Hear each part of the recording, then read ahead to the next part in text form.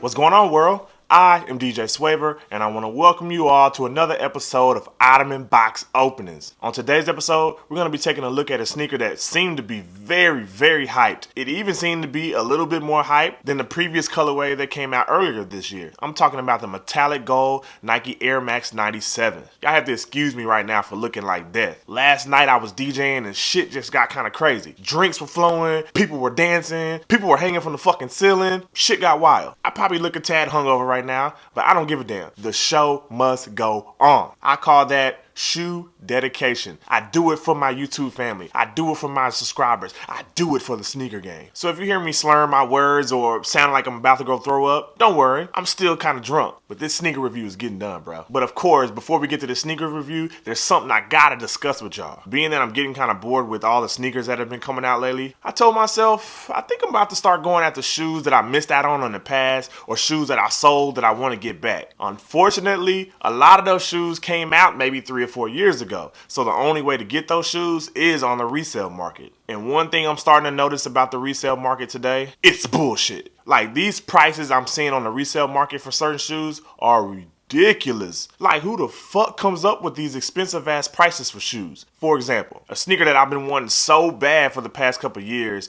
is the Packers collab with Asics on the Gel Light 3 for their 25th anniversary edition. Now I'm thinking it's a Gel Light 3, it can't be too crazy. I mean, Asics, they're not like the top brand out there when it comes to sneakers. After looking at several resale sites like Stadium Goods, Kixify, StockX, GOAT, it seems like that shoe was pretty much averaging around $500 resale. I did not stutter.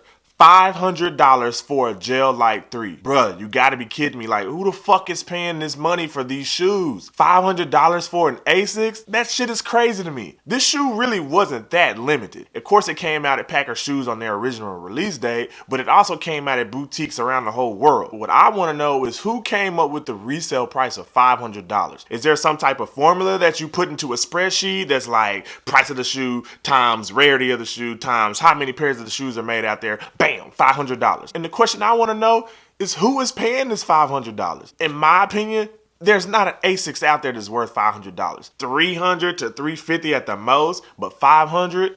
Get the entire fuck out of here, bro. Another sneaker that I was looking to pick up that I missed out on in the past is the Adidas collab with Soulbox on their Uncaged Ultra Boost. Now, I know this isn't Adidas and Adidas is popping right now. I just knew I was going to be like paying around $500 for this shoe. It's one of the few shoes that I'm like, okay, if I got $500 or I got a few sneakers I can sell, I don't mind dropping $500 for this shoe. Man, was I in for a rude awakening. I go on Stadium Goods, I go on StockX, I go on the GOAT app. For my size 12 and the Uncaged Ultra Boost, the resale value for this shoe is averaging like around $1,300. I repeat, $1,300.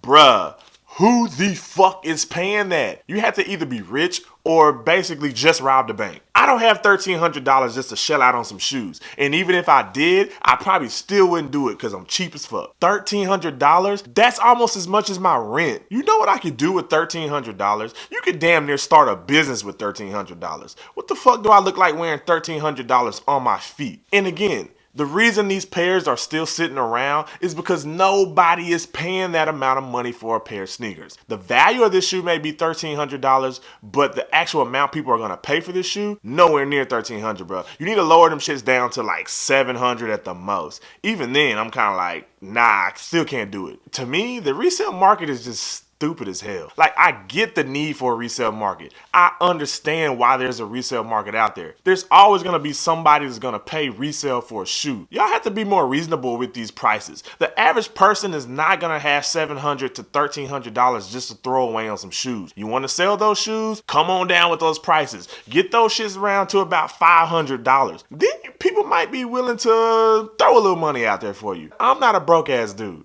but $1,300 for a sneaker?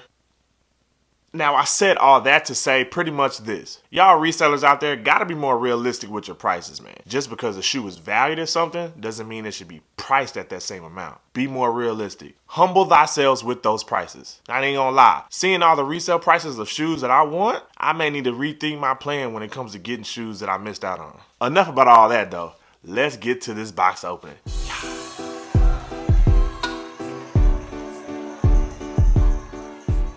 here we have the metallic gold colorway of the Nike Air Max 97 Quick Strike. I don't know about y'all, but it seemed like to me, this sneaker was a tad bit more hyped than the silver bullet colorway of the Nike Air Max 97 that came out earlier this year. I actually got the silver bullet Air Max 97s in December. I'll post a link to that review at the top of the page just in case you want to take a look at it. First, let me give a shout out to my boy Munch and the Villa sneaker store at the Skillman location. They held a great event for the release of this sneaker. They raffled off a lot of pairs. Of course, a lot of people went home disappointed, but a lot of people were able to get their hands on this coveted shoe. Villa always shows love to me. They let me DJ some of their events sometimes, and I'm super glad I was able to get my hands on this sneaker through them. As you can see, I went with a size 13, which is my true sneaker size. Some people like to go down at least a half size in this shoe. I don't see how they do it. The silver bullet Air Max 97 fit kind of snug on my feet, even going true to size. So I don't see how the hell people were able to go down a half size. But hey, if you like a super snug fit, go down a half size if you want to.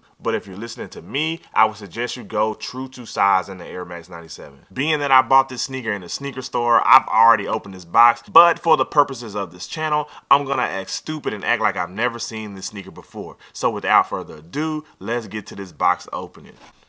Regular white paper that comes in most Nike sportswear shoes.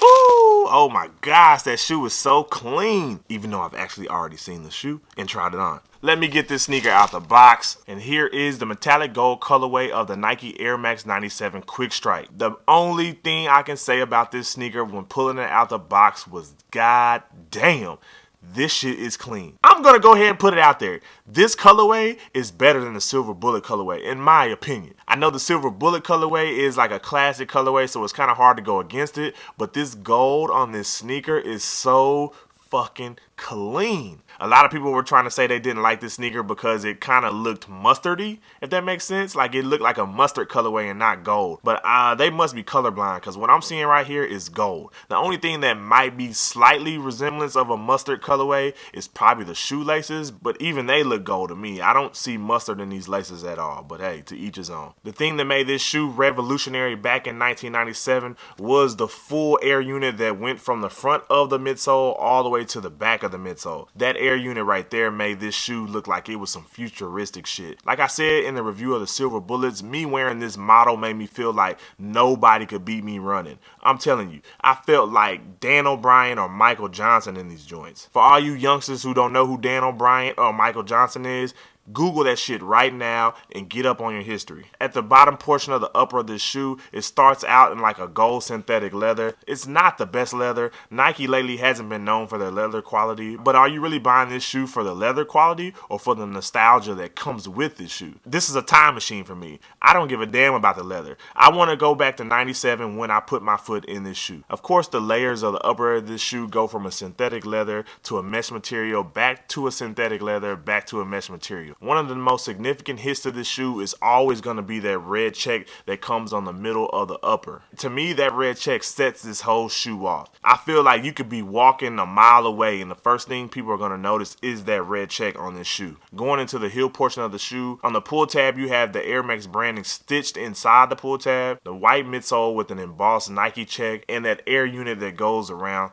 the whole midsole of the shoe. The inside portion of the shoe pretty much mirrors the outside of the shoe. The metallic gold colorway in the synthetic leather and the mesh, that red Nike check sitting on top of that reinforced mesh, white midsole, Air Max unit going across the whole bottom. Another hit that makes this shoe stand out is that historic red Nike check on the tongue. During this era of shoes in the 90s, that simple red Nike check went on pretty much every Nike sportswear running shoe. That right there is like some symbolic historic shit in my opinion. Only came with one pair of gold laces or mustard, however you see it in your eyes. This shoe may could be pulled out with some black laces, but me personally, I'm gonna keep it how it was back in the day, and that is with these gold laces. The left shoe completely mirrors the right shoe, so I'm not gonna repeat myself and sound redundant. You have that metallic gold colorway of the upper that is comprised of synthetic leather and mesh, the red Nike check sitting on top of reinforced mesh in the middle of the midsole, a white midsole that of course holds the all around wraparound Air Max unit on the bottom. Tell me what y'all think about this sneaker in the comment section below. Are you liking it? Are you not liking it? Did you get yourself a pair? It seems like a lot of people were not able to cop this sneaker. It seems like it was a little bit more limited than the Silver Bullet Air Max 97s,